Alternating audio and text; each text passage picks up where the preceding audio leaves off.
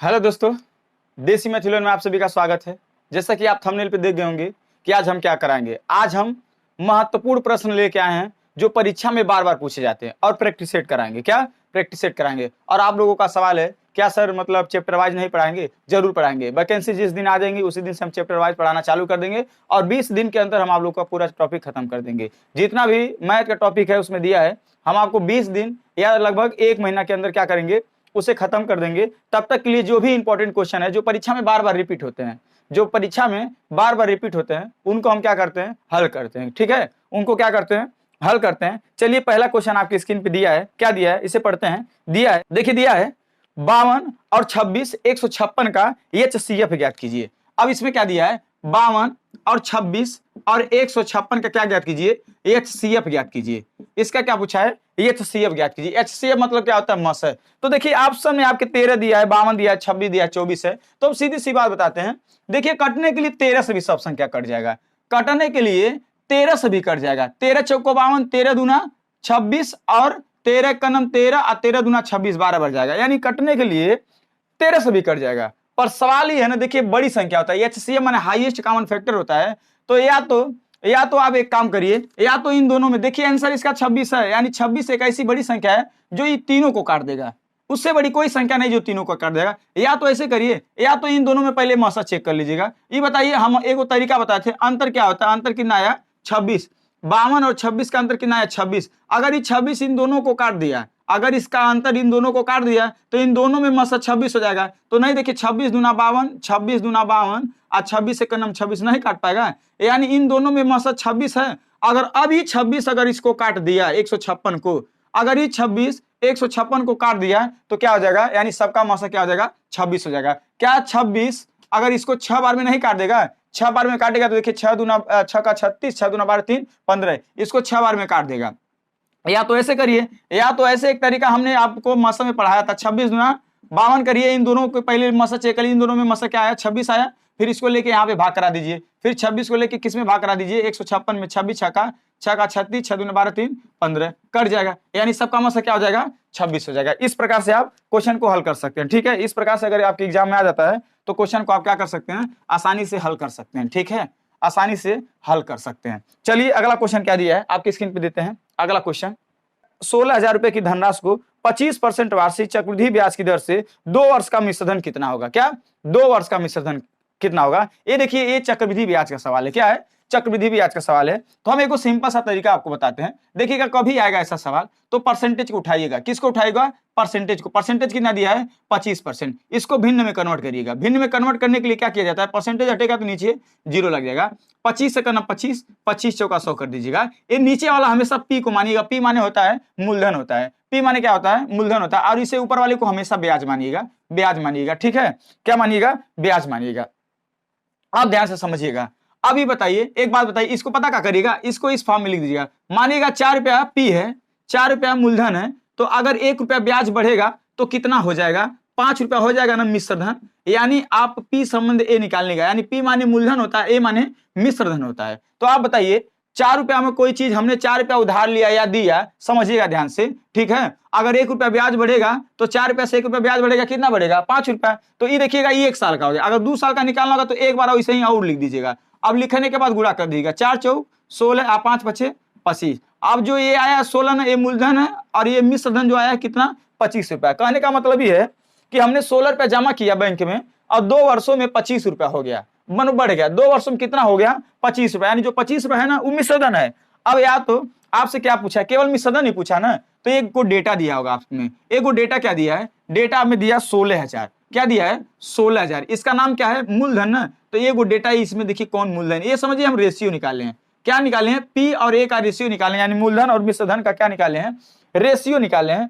तो आप हमें बताइए, ठीक है, आप हमें बताइए इस 16 बराबर होगा, यानी यहां मूलधन 16,000, यहां मूलधन 16, तो 16 बराबर क्या रखेंगे, 16 बराबर क्या रखेंगे, 16,000 रखेंगे। और 1 बराबर हमेशा ये नीचे आ जाता है। अब जो पूछे उसका गुणा कर दीजिए। अगर आपसे पूछा मिश्रधन ज्ञात करने के लिए, आप किससे गुणा कर दीजिए, 25 से गुणा कर दीजिए। यानी 16 से 16 कैंसिल, आंसर आ जाएगा 25,000। कितना आ जाएगा, 25,000। यानी 25,000 क्या है इसका 25,000 मिश्रधन है अगर आपसे ब्याज पूछता तो 25,000 में से 16,000 घटा दीजिएगा तो ब्याज प्राप्त हो जाएगा। ठीक है, ब्याज मिल जाएगा। कोई दिक्कत? समझ में आ रहा नहीं आ रहा? ऐसा प्रश्न जान लीजिए वेरी वेरी इंपॉर्टेंट होते हैं जो परीक्षा में बार बार पूछे जाते हैं। जान लीजिएगा परीक्षा में क्या बार बार पूछे जाते हैं।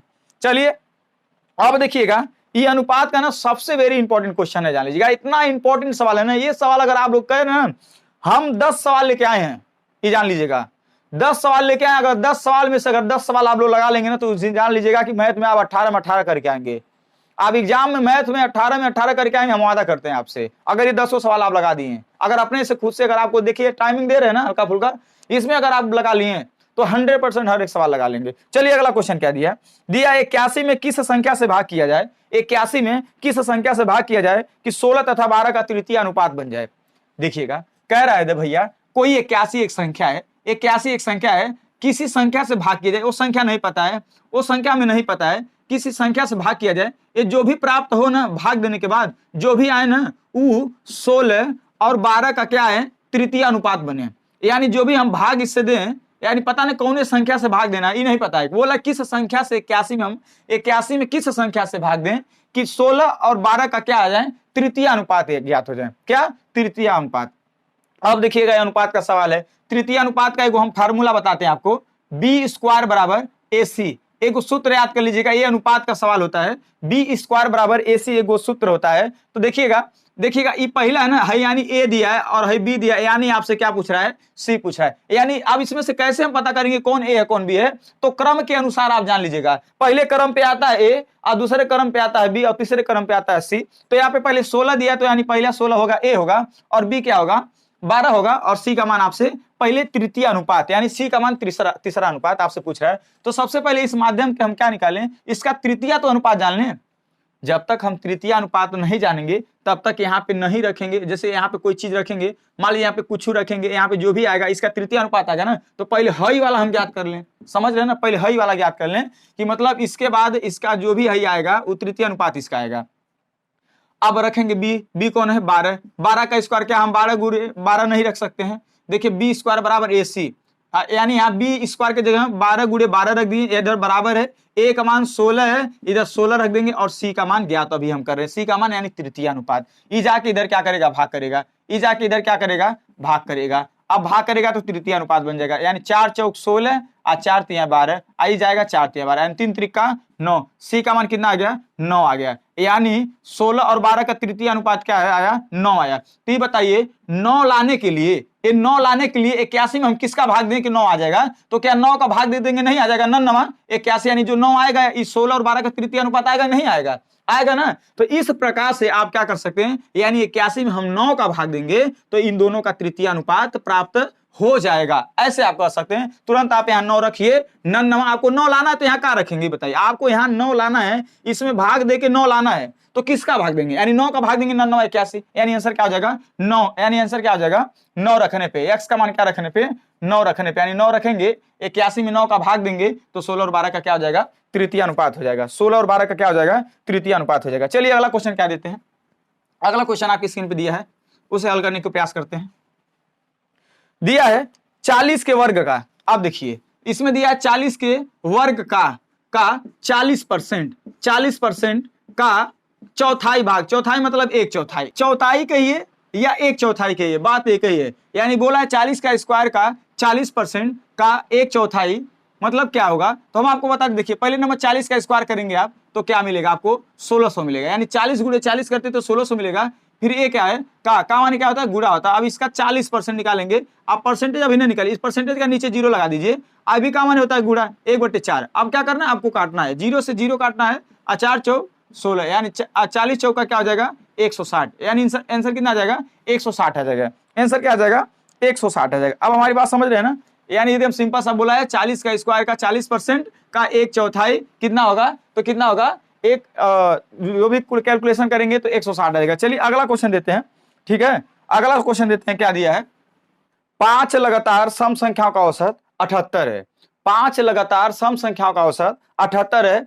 अगली 2 संख्या और जोड़ दी जाए, अगली 2 संख्या और जोड़ दी जाए तो औसत क्या होगा। अब हमारी बात समझ रहे हैं ना। अब देखिएगा इसमें क्या होता है, अभी कह रहा है ना कोई 5 लगातार सम संख्या है जिनका औसत 78 है, अगली दो संख्या और जोड़ ली जाए, मतलब वही सम संख्या, वही सम संख्या, अगली सम संख्या और जोड़ ली जाए 2 गो, तो अब औसत क्या होगा, ऐसा सवाल पूछ रहा है। तो देखिएगा ऐसा सवाल कभी भी आएगा ना, या तो अभी हम ट्रिक से बता दे रहे हैं, देखिए इसका आंसर 80 आएगा। अब कैसे आएगा हम आपको ट्रिक से कहेंगे, ट्रिक से और इसे समझाने के लिए कहेंगे तो समझाने के लिए समझा देंगे। चलिए एक बात बताइए, 3 को थोड़ा सम संख्या लीजिए, लगातार सम संख्या, एगो 2 लीजिए, एगो 4 लीजिए और एगो 6 लीजिए। 3 को हमने सम संख्या लगातार लिया और इसका औसत आप चेक करेंगे तो क्या आएगा, 4 आएगा नहीं आएगा। अरे कुल पदों का योग बटे कुल पदों की संख्या, औसत का मतलब यही होता है। औसत का मतलब क्या होता है, कुल पदों का योग बटे कुल पदों की संख्या होता है। तो आप हमें बताइए 2 और 4 6 का लसक क्या आएगा, सॉरी 2 और 4 और 6 का मतलब क्या औसत क्या आएगा। तो आप हमें बताइए 4 आएगा कि नहीं आएगा। अब एक बात बता दे रहे हैं, अब अगली अगर हम एक और संख्या ले लें तो अब देखिएगा औसत 5 हो जाएगा। देखिएगा औसत निकालने का सबसे बेस्ट तरीका हम आपको बता रहे हैं, कभी भी लगातार संख्या रहे ना तो शुरू और लास्ट का जोड़िए, औसत और शुरू और लास्ट का जोड़िए और 2 से भाग दे दीजिए, शुरू और लास्ट का जोड़िए 2 से भाग दे दीजिए, औसत आ जाता है, ऑटोमेटिक आ जाता है। ठीक है, तो मान लीजिए अगली एक संख्या और ले लिए हम, तो देखिए पहले औसत क्या था, 4 था। अब देखिए औसत क्या हो जाएगा, शुरू और लास्ट का जोड़ेंगे 10 और 2 का भाग देंगे क्या आ जाएगा, 5 हो जाएगा। यानी अगली एक संख्या सम लिए तो औसत में क्या कि 1 की वृद्धि हुआ। अब इसी प्रकार हम आपको बता दे रहे हैं, समझा दे रहे हैं, अगर हम 2 संख्या अगली लेंगे ना, 2 सम संख्या लेंगे तो औसत में 2 की वृद्धि होगी। अगर 3 को सम संख्या अगली लेंगे तो औसत में 3 की वृद्धि होगी। एकदम दिमाग में अपने बैठा लीजिए, कभी भी ऐसा प्रश्न आएगा तो हम ऐसे ही करेंगे। यानी बताइए 5 लगातार, अच्छा चलिए हम डायरेक्ट संख्या निकाल लेते हैं। देखिए संख्या निकालने के लिए सबसे बेस्ट तरीके से 5 को लाइन खींच लीजिए। देखिए औसत हमेशा बीच का होता है, यानी 5 लगातार सम संख्या का औसत क्या दिया है, 78 दिया है। यानी इसके पहले क्या रहा होगा, 76 रहा होगा, इसके पहले क्या रहा होगा, 74 आ गया। एकदम बढ़िया समझा रहे हैं आपको। अब इधर क्या रहा होगा, 80 रहा होगा और इधर क्या रहा होगा, 82। यानी यही 5 को लगातार संख्या है जिनका औसत क्या था, 78 था। इन 5 संख्याओं का औसत 78 आएगा ही। अब कह रहा है अगली 2 संख्याओं जोड़ दें, यानी इधर 84 भी ले लें और इधर 86 भी ले लें। अब औसत क्या होगा, तो हम आपको क्या बताएं, औसत हमेशा बीच का होता है। तो देखिए 3 इधर और 3 इधर, औसत क्या आ जाएगा, 80 नहीं हो जाएगा। अगर ऐसे ना समझ आए तो शुरू का और लास्ट का जोड़िए 160 होगा और 2 से भाग दे दीजिए तो क्या आ जाएगा, औसत 80 आ जाएगा ना। यानी देखिए 2 संख्या और ले लें, यानी पहले क्या था, 78 था, अगली 2 संख्या हमने और जोड़ दिया, अब क्या हो गया, 80 औसत हो गया। यानी आप समझ पा रहे हैं ना। तो कभी भी ऐसा सवाल आ जाएगा, कभी भी ऐसा सवाल आ जाएगा और सम संख्या रहेगा, तो अगर 2 संख्या बढ़ाना होगा तो औसत में 2 की वृद्धि कर दीजिएगा। 3 को अगली संख्या लेना होगा तो औसत में 3 की वृद्धि कर दीजिएगा। यानी जो शुरू में औसत रहता है, यानी शुरू में 78 था तो अगर 2 संख्या अगली लेना है तो यानी 2 तुरंत बढ़ा के 80 आंसर बता दीजिएगा। ठीक है, 2 बढ़ा के क्या कर दीजिएगा, 80 आंसर बता दीजिएगा। चलिए अब अगले क्वेश्चन की तरफ बढ़ते हैं। ठीक है, अगले क्वेश्चन की तरफ बढ़ते हैं। अगला क्वेश्चन क्या दिया है, किसी संख्या के 20% में से 20 घटाया जाता है और 20 शेष बचता है। समझ रहे हैं हमारी बात, कह रहा है किसी संख्या में से, किसी संख्या के 20% में से 20 घटाया जाता है तो 20 शेष बचता है, तो वह संख्या ज्ञात कीजिए। अब देखिए ये सवाल ना, ये सवाल एकदम वेरी वेरी इंपॉर्टेंट सवाल है। अब इसको हम कैसे हल करेंगे, देखिए भैया कोई संख्या, अब देखिए 20% जरूरी है ना कि 20% का वैल्यू क्या है। मान लीजिए कोई 100% संख्या रहा होगा भैया, कोई 100% रहा होगा, जब हम इसका 20% निकाले हैं ना, 20% में से 20% में से जब हम 20 घटाए हैं तो 20 शेष बचा है। यानी कहने का मतलब ये भैया, मान लीजिए कोई हम 100 का 20% हम निकाल दिए, हमें नहीं पता है, हमें नहीं पता है 100 का 20% कितना है, पर हाँ इतना पता है कि अगर 100 के 20% में से हम 20% में से अगर हम 20 घटाए हैं तो क्या बचा है, 20 बचा है। यानी यहाँ 40 रहा होगा। यानी 100 का 20% का मान हमने ऐसे समझिए, एक मतलब तुलना करिए, कोई संख्या मान लीजिए 100% है, कोई संख्या 100% रही होगी फुल संख्या, उसका 20% में से हम 20 घटाए हैं तो 20 बचा है। यानी क्या आपको ही नहीं लग रहा कि 20% का मान 40 है, 20% का मान 40 है।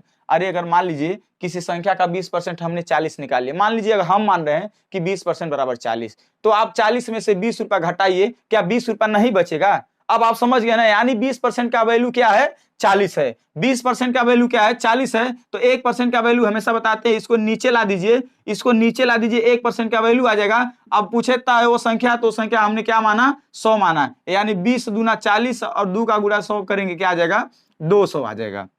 अब हमारी बात समझ रहे हैं। चलिए इस प्रकार से आप कर सकते हैं। अब अगला क्वेश्चन देते हैं, क्या दिया है जान लीजिए। अगला क्वेश्चन वेरी वेरी इंपॉर्टेंट है। ठीक है, अगला क्वेश्चन एकदम वेरी वेरी इंपॉर्टेंट, इसको लगाने का काम करते हैं। जान लीजिए जो भी सवाल है ना, सब इंपॉर्टेंट सवाल है, जो भी सवाल है सब इंपॉर्टेंट है। अब का दिया है 1600 का 20%, दिया है 1600 का 20%, और बीचवा में दिया है ना प्लस, और दिया है 2000 का 15% का मान बताइए। 2000 का 15% का क्या ज्ञात कीजिए, मान बताइए। अब जान लीजिए ये जो भी सवाल है ना दोस्तों, एकदम इंपॉर्टेंट सवाल है, जान लीजिएगा पुलिस में एकदम यही सब प्रश्न छपते हैं। ठीक है, देखिएगा बोर्डमास के नियम के तहत ना पहले हम जोड़ना घटाना नहीं करेंगे, पहले हम का वो को हल करेंगे। तो इधर का है और इधर का है, देखिए इस पक्ष का पहले मान निकाल लेंगे और इस पक्ष का मान निकाल के क्या करना है, हमें जोड़ देना है। क्या करना है, जोड़ देना है। अब हमें बताइए 1600 का माने गुड़ा, आप 20% वैल्यू निकालेंगे, 20% काटेंगे, 16 दूना 32, यानी उस पक्ष में क्या आया 320 आया, आई बीच में क्या है प्लस, यहाँ प्लस लिख देंगे। अब इस पक्ष का मान हम निकालेंगे 2000 का 15%, 2000 का 15%, डबल जीरो से डबल जीरो कैंसिल, आप 15 दूना 30 और आ जाएगा 300। क्या भाई साहब आप जोड़ेंगे, क्या 320 और 300 जोड़ेंगे तो 620 नहीं आ जाएगा, क्या 620 नहीं आ जाएगा? इस प्रकार से आप आसानी से कर सकते हैं। जान लीजिए एकदम वेरी वेरी क्वेश्चन, सब इंपॉर्टेंट क्वेश्चन है, एकदम जो परीक्षा में बार बार पूछे जाते हैं वही प्रश्न लेके आए। बात मान लीजिएगा, अगर वीडियो पसंद आएगा तो प्लीज लाइक और शेयर सब्सक्राइब जरूर करिएगा, और साथ में बेल आइकन को जरूर ऑन करिएगा, ताकि कोई भी वीडियो बनाए और आप तक पहुंचे। ठीक है, कोई भी वीडियो बनाए और आप तक जल्द से जल्द पहुंचे। अब ये देख लीजिएगा, अब ये जो सवाल देने जा रहे हैं ना, अब ये जो सवाल स्क्रीन पे आपको दिख रहा है ना, ये और इंपॉर्टेंट है, रेलगाड़ी का प्रश्न है और बार बार देता है। ठीक है, ये रेलगाड़ी का प्रश्न है। आप लोगों को लगेगा ना, हम एक बात बताएं, आप लोगों को लगेगा ये सब इजी सवाल है। बहुत सारे ऐसे स्टूडेंट कह रहे हैं कमेंट करके, सर ये इजी सवाल आएगा। हम आपको एक बात 100% दावे के साथ कह रहे हैं, 100% दावे के साथ कह रहे हैं, जो एग्जाम में इजी प्रश्न आते हैं ना, अगर वो छोड़ के आप लोग ना आए ना, तो आप लोग का 100% एग्जाम निकल जाएगा। जो एग्जाम में इजी प्रश्न आते हैं, यदि आप उसको ना छोड़े ना, तो आप लोगों का एग्जाम 100% निकल जाएगा, हम वादा करते हैं। आप तो इजी छोड़ के आते ही हैं, और साथ में कोई कठिन सवाल आता है वो भी छोड़ के आते हैं, इसीलिए आप लोग का नंबर कम होता है, एग्जाम नहीं निकलता है, ये जान लीजिएगा। तो जरूरी है ना, जो मेरा इजी क्वेश्चन है वो ना जाने पाए, मेरा जो इजी क्वेश्चन है वो ना जाने पाए, और कठिन पे प्रयास करते रहेंगे, कठिन पे प्रयास करते रहेंगे। अब ये क्वेश्चन क्या दिया है, देखिएगा, एक बात सुनिएगा, साइड में कहीं रेलगाड़ी की लंबाई लिख लीजिए। रेलगाड़ी की लंबाई कितना दिया है, 125 मीटर, इसको साइड में लिख लीजिए, ये रेलगाड़ी की लंबाई है। अच्छा देखिए भैया, रेलगाड़ी की चाल दिया है, रेलगाड़ी की चाल दिया है 72 किलोमीटर प्रति घंटा। क्या दिया है, 72 किलोमीटर प्रति घंटा दिया है। जो एक पुल को पार करने में कितना समय ली है, एक पुल को पार करने में कितना समय लिए, 20 सेकंड लिए। कितना सेकंड लिए, 20 सेकंड लिए। बात समझिएगा ध्यान से, कितना सेकंड लिए, 20 सेकंड लिए।